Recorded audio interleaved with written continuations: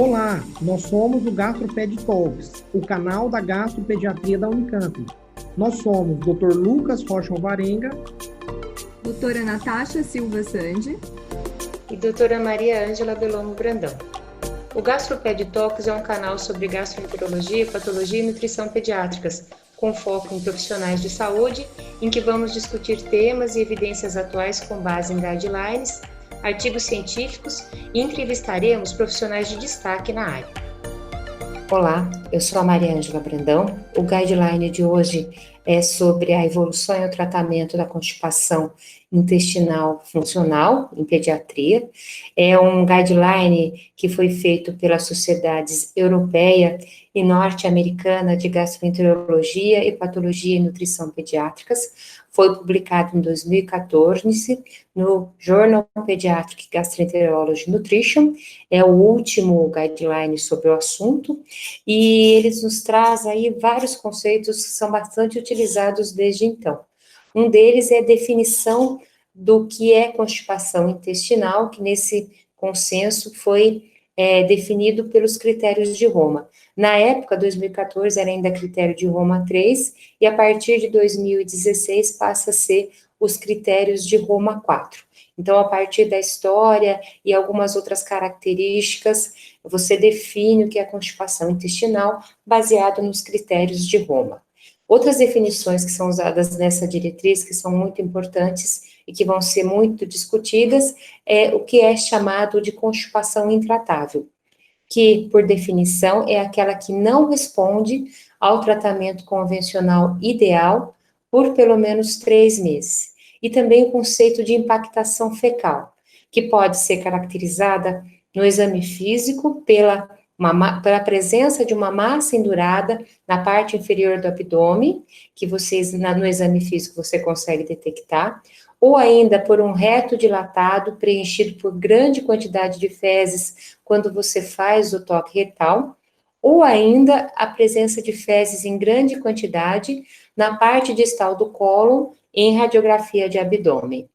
Uma referência um pouco mais atual sobre a prevalência da constipação intestinal funcional em crianças é essa do grupo do Mark Benninga, publicado em 2020, que estima que a prevalência da constipação funcional em crianças seja de 9,5%.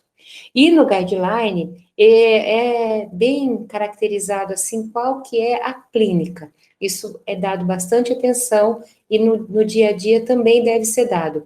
A idade, atenção a esses dados, né? Qual que foi a idade do início dos sintomas, se houve sucesso ou falha no treinamento esfincteriano, qual foi a frequência e a consistência das fezes nas últimas semanas, se houve dor e ou sangramento ao evacuar, se existe também dor abdominal ou incontinência fecal associada ao quadro, e se ela está presente, se também ocorre no período noturno, se existe o comportamento retentivo, aquela tentativa que a criança tem de postergar a evacuação, ficando em pé, dobrando as pernas.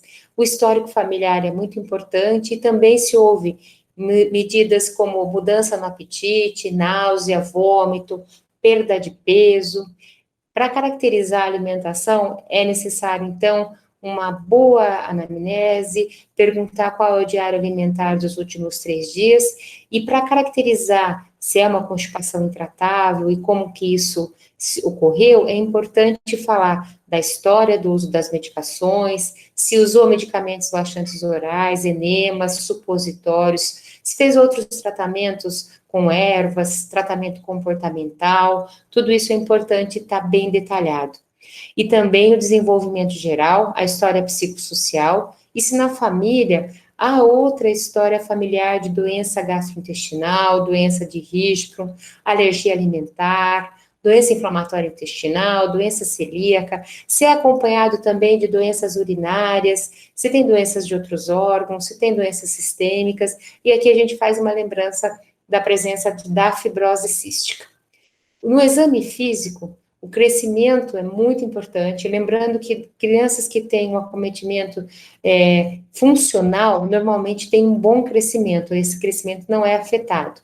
O exame abdominal, a verificação do tônus muscular, a distensão, a presença de massas palpáveis, é muito importante destacar, e também a inspeção da região perianal. Se o ânus está na posição habitual, se tem fezes ao redor do ânus ou nas roupas íntimas, aquela sujidade que caracteriza o Soilen, a presença de eritema perianal, de marcas na pele, de fissura anal, também fazer um bom exame da região lombo-sacra, procurando aí por malformações, e o exame de toque retal quando necessário. Os sinais de alarme, quais seriam? Aqueles bebês com menos de um mês que têm uma suspeita por conta da precocidade do seu início dos sintomas. E aí a gente pensa principalmente na doença de Hirschsprung. Então, aquele bebê que demora a evacuar, que leva mais do que 48 horas para eliminar o mecônio, e um recém-nascido a termo, sugere a necessidade de testes definitivos para descartar o diagnóstico, pensando aí principalmente em doença de Hirschsprung. 99% dos recém-nascidos saudáveis a termo evacuam nas primeiras 48 horas de vida, mas 50% das crianças com doença de Hirschsprung também. Então, só esse fato, a falha da passagem de mecônio nas primeiras 48 horas de vida, embora seja sugestivo da doença de Hirschsprung, sozinho não estabelece o diagnóstico. A manometria anorretal, então, ela é a principal indicação quando você tem uma avaliação da constipação intratável, aqui conceituada. E para você fazer a suspeita da doença de Hirschsprung, você tem que ter uma manometria alterada, mas a biópsia retal é o padrão ouro para o diagnóstico da doença de Hirschsprung. Então, a manometria pode indicar, mas o padrão ouro é a biópsia retal. O exemplo contrastado, o chamado de Clistero ou de enema opaco, ele não é recomendado como uma ferramenta diagnóstico inicial para avaliação de crianças com constipação. Ele tem o seu papel, mas não como uma ferramenta diagnóstica inicial. Fazer ressonância nuclear magnética também não é recomendado nos casos de constipação intratável, a não ser que você tenha outros sintomas, principalmente sintomas neurológicos.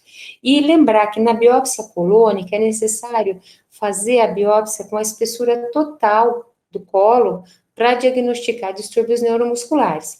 Porém, ela também não é recomendada para avaliação da constipação intratável de forma rotineira. Ela está recomendada quando a manometria está alterada. A manometria colônica, ela pode ser indicada em pacientes com constipação intratável antes de considerar uma intervenção cirúrgica. E a cintilografia de cólon também não está recomendada como uso rotineiro de estudos em crianças com constipação intratável. Então, rotineiramente, ambas não estão indicadas.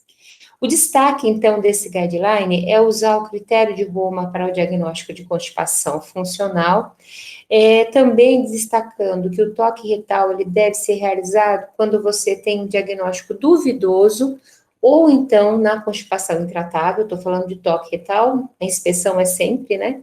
E o raio-x de abdômen, ele é indicado nos casos de suspeita de impactação fecal, quando há dúvidas no exame físico. A manometria retal, ela é indicada, mas não deve ser o único método para o diagnóstico de doença de Hirschsprung. E o enema opaco é indicado para avaliar a extensão do segmento agangliônico antes da cirurgia. Então, vamos colocar desse jeito, caracterizou que é constipação funcional, caracterizou que é uma constipação funcional intratável, você pode indicar a manometria no retal. Se ela vier com alguma suspeita, né, de doença de Hirschsprung, tem que fazer a biópsia para fazer a pesquisa da doença de Hirschsprung, e se for operar para fazer a intervenção cirúrgica, você faz o enema opaco para avaliar a extensão do segmento gangliônico. Sobre a alergia ao leite de vaca, não é recomendado fazer o teste de alergia de rotina para as crianças que não têm o sinal de alarme. Aqui é importante dizer que a alergia do leite de vaca como causa de constipação, ela é mais diagnosticada em centros que tratam de alergia do que em centros que tratam de gastroenterologia pediátrica. E com base na opinião de especialistas, Você pode fazer igual você faz para outros sintomas da alergia do leite de vaca, fazer um teste de exclusão de 2 a 4 semanas, não usar o leite de vaca, nem derivado, nem outras proteínas. Você pode indicar para as crianças que têm constipação intratável nessas condições. Outros testes laboratoriais, como teste para hipotireoidismo, doença celíaca, hipercalcemia, também não são recomendados em crianças com constipação na ausência de sinais de alarme. Além disso, é importante a gente avaliar os tratamentos não farmacológicos, sendo que as fibras e os líquidos, eles devem ser dados em quantidades normais, assim como o estímulo à atividade física. Então, se o paciente não ingere fibras e líquidos em quantidades normais e não pratica uma quantidade adequada de atividade física, é bom estimular. Mas se eles já fazem tudo isso, fazer extra não é recomendado. Assim como não é recomendado também o biofeedback e a terapia comportamental. Sobre os probióticos, o papel do microbioma intestinal na fisiopatologia da constipação ainda não é completamente compreendida. E a microbiota intestinal, ela difere bastante entre indivíduos saudáveis e pequenas amostras de crianças e adultos com constipação intestinal. Isso sugere um possível papel para os distúrbios microbianos no desenvolvimento da constipação. No entanto, essa microbiota relacionada à constipação funcional, as características delas diferem entre os estudos. Então, esse é um assunto ainda bastante controverso e é por isso que não é recomendado o uso dos probióticos nesse guideline. Falando agora do outro conceito, da desimpactação, nesse guideline foi constatado que apenas um estudo comparava o estudo do efeito do polietilenglicol e dos enemas, e nesse estudo não foi possível detectar que um fosse superior ao outro. Então, a partir desse dado, tanto a desimpactação com polietilenglicol quanto por enemas são igualmente eficazes para a desimpactação fecal. Mas, no entanto, usando o argumento de que o polietilenglicol ele pode ser administrado por via oral, é menos invasivo para a criança, esse grupo de trabalho preferiu usar o PEG. Então, o polietilenglicol, para fazer uma desimpactação, é preferível. E é isso que é dado como recomendação. O uso do polietilenglicol com ou sem eletrólitos por via oral, de 1 a 1,5 grama por quilo, uma vez ao dia, por 3 a 6 dias, que é recomendado como tratamento de primeira linha para as crianças que apresentam impactação fecal. E se não for possível usar o polietilenglicol, se ele não for acessível, pode fazer um enema uma vez ao dia, durante 3 a 6 dias, para as crianças com impactação fecal. Outros tratamentos que podem ser recomendados são os enemas anterógrados, ou seja, apendicostomia ou cirurgia de Malone. Ele pode ser recomendado no tratamento de crianças selecionadas com constipação intestinal. E não é recomendado o uso de alguns medicamentos que são usados em adultos, como a lubiprostrona, a linaclotida e a prucaloprida. E também não é recomendado a estimulação elétrica transcutânea de rotina, apenas para casos recomendados.